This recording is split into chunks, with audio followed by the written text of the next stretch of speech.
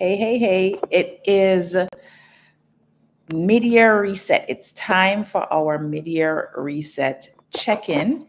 And tonight I have another nice one for you. I actually need to pin my comment, pin my title, but I can tell you what it is because I really think that this is one of the things that um, we should be paying attention to. And I can say that for many habits, we don't easily recognize them as habits, right? That's because they're just kind of baked in, right? That's what a habit is. A habit is something that you've been doing for so long that it's literally just like on repeat, right? So, what I wanted to talk about tonight is really going to set you up for an epic second half of your year. And that's because through all the different coaching experiences that I've done for myself, like where I actually hire a coach, these are, I would say, the top three things that have come up across all of them, which I think is one of the reasons why I wanted to talk about it, because I was like, there is a pattern here, right? And if I can identify the pattern in one go, then that can actually help other people so that they don't necessarily have to go out and talk to a bunch of different coaches in order to actually get this understanding. So this evening on Media Reset, what we're talking about are the three nasty verbal habits that are holding you back.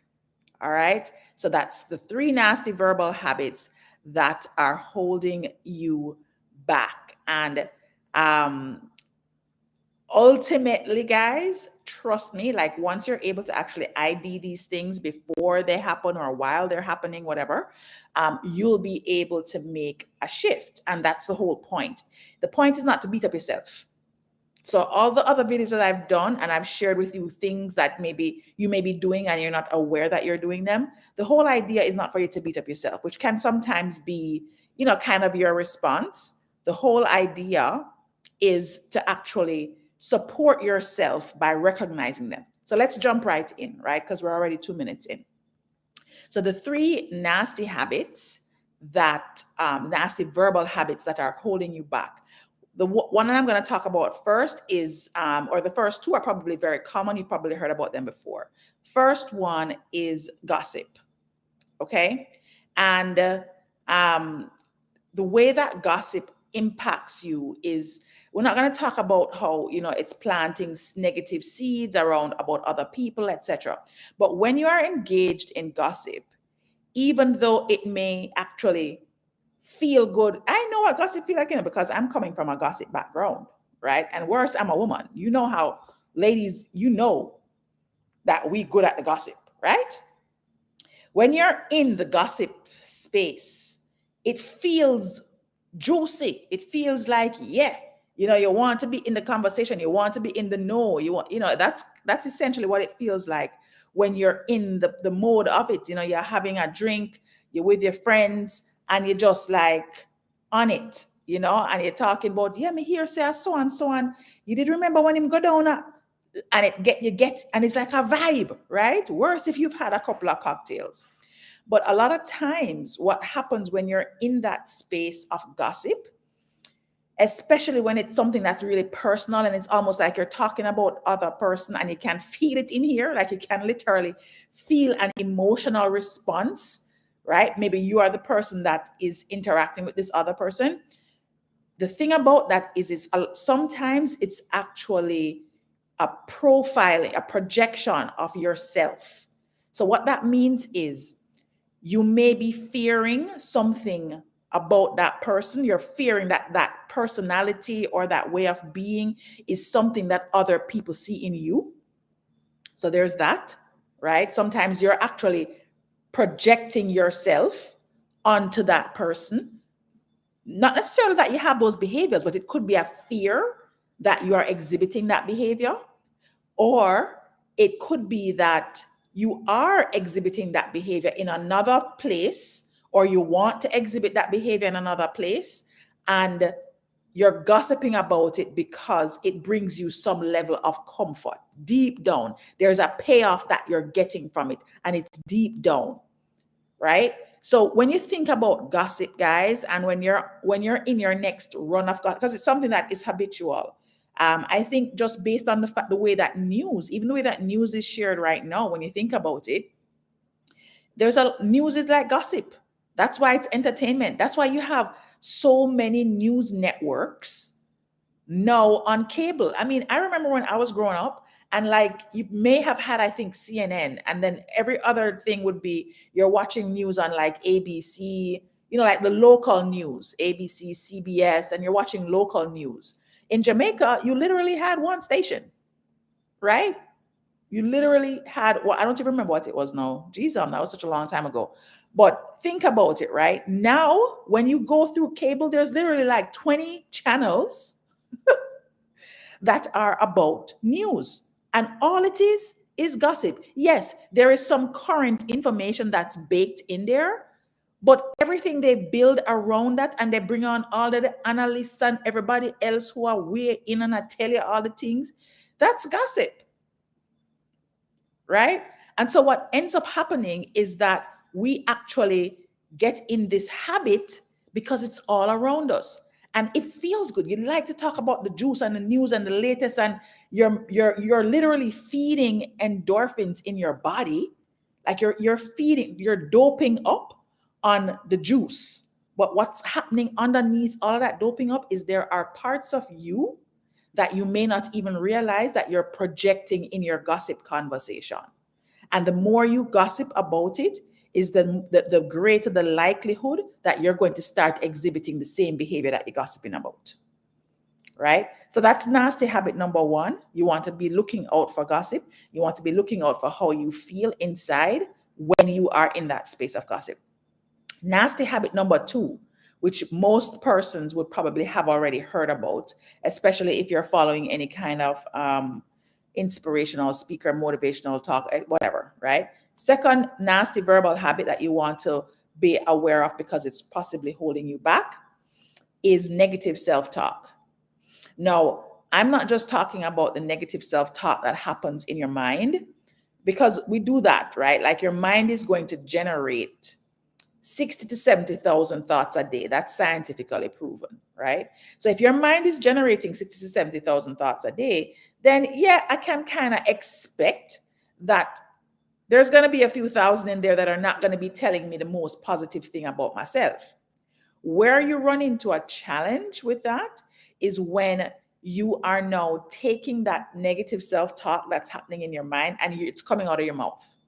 You're writing it in your journal or you're writing it down somewhere. You're talking to people and you're talking about yourself negatively and not even recognizing that you're talking about yourself negatively. And it can be really easy to do, guys. And it's easy to do and not easy to recognize. You know how I recognize how easy it is? Whenever I'm in coaching conversations with my clients, I start to actually count how many times they say something negative about themselves. And it doesn't have to be direct. It can be, oh my gosh, this is so hard. I'm really struggling. I'm really stressed. I just can't right now. I don't mean to complain, but I'm just having a really difficult time. Like you don't think it's negative self-talk, but that's actually what it is. And in the previous live, I talked about planting seeds. So let's say at the beginning of the year, you set up yourself with all these intentions or you set up yourself with these affirmations.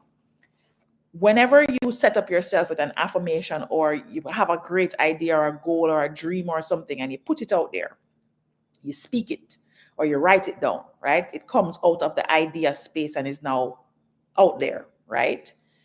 You're planting a seed. That's what you're doing. You're planting a seed to say, this is the thing that I am growing. Okay. Now, the moment that you step outside of that space of planting the seed and you start to say things like, I'm stressed, life hard, things rough, hard knock life, struggle is real, It's literally like you're going back to that same seed and digging it up out of the ground. That's literally what it's like. So you want to start paying attention to negative self-talk, but not in the way that you're used to it. Because a lot of times people think negative self-talk is when you're actually saying, like, I'm stupid, or I don't know what I'm doing. Like those things, yes, they are. But then there are the other ones that are kind of buried underneath that, where you're just saying things that are actually negating your belief in yourself. Right? So that's nasty verbal habit number 2 that is definitely holding you back.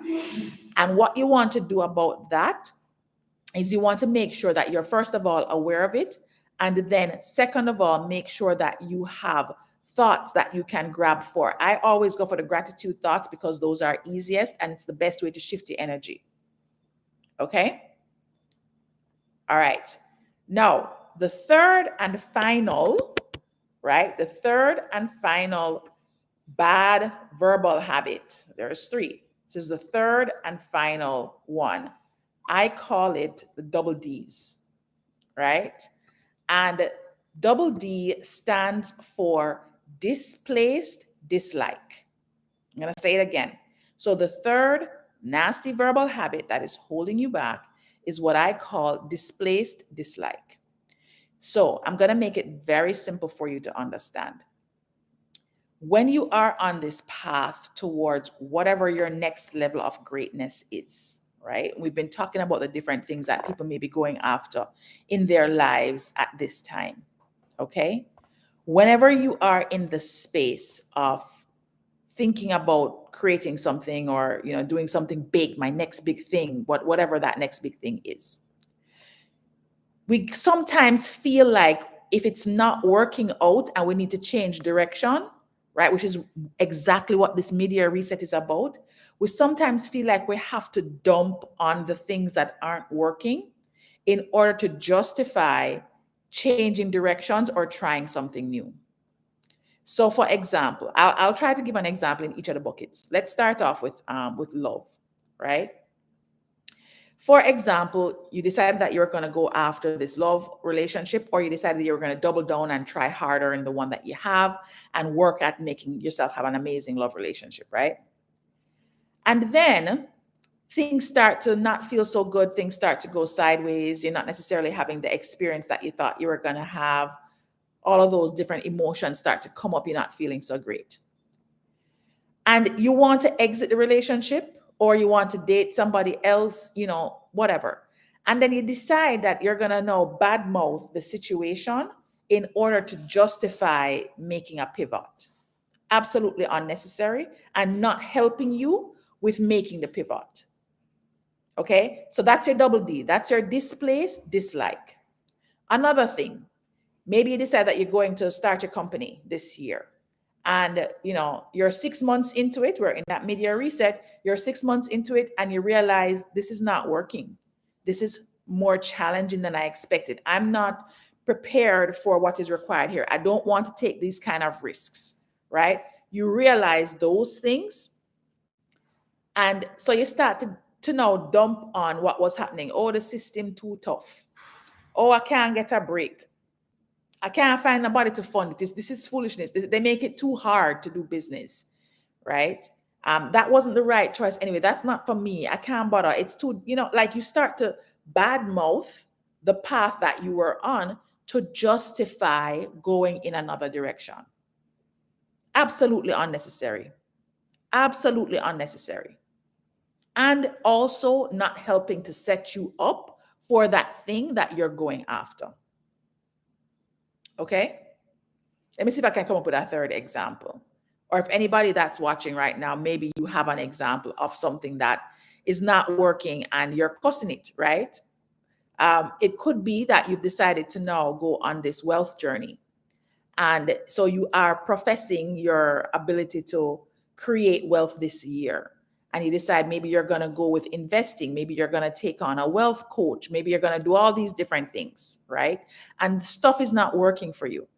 And then you want to pivot, you want to take a different approach. Maybe you decide that, you know what, I think it's safer for me to just have a job and keep my savings going instead of doing this investment thing. Maybe it's easy to decide I can't keep a wealth coach right now because it's not in the stars for me. It's not affordable right now. I need to do other things before I can keep a wealth coach. Whatever it is you decide to do next, you don't need to now go and cuss the situation, cuss it off, talk about it in a bad way, gossip about it. You don't need to do that in order to justify moving in a different direction.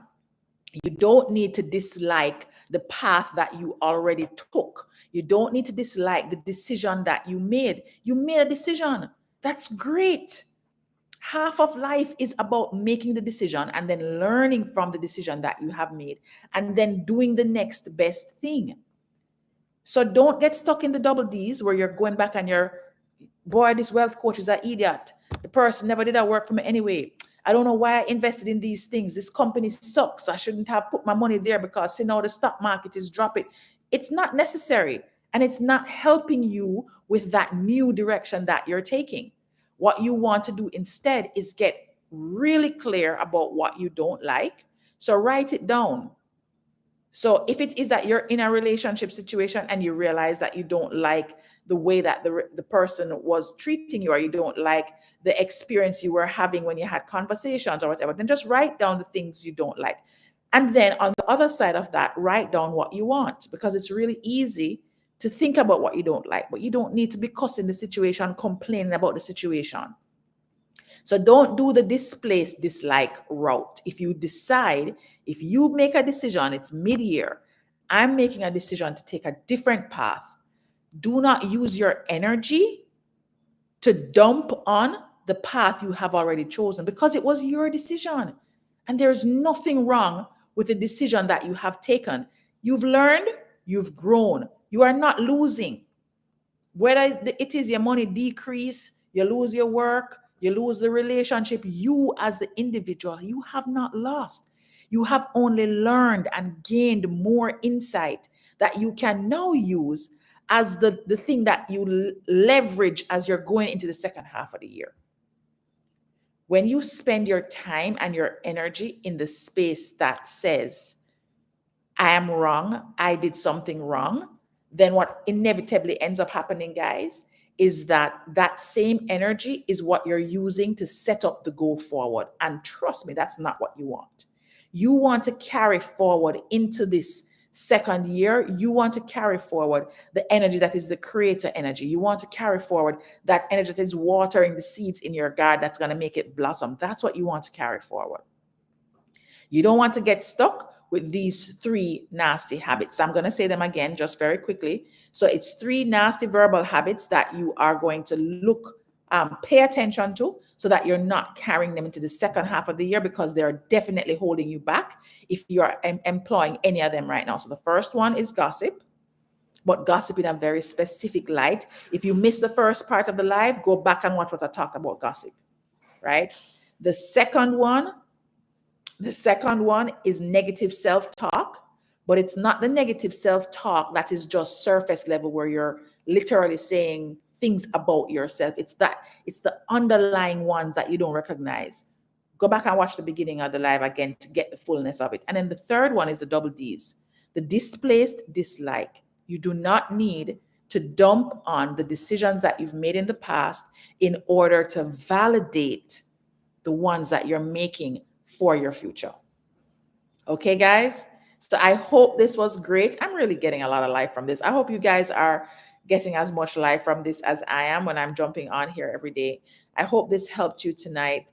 And tune in next time when we have another conversation about strategies for your mid-year reset, so you can set up yourself properly for a wicked good second half of 2023. Thanks for joining. Take care.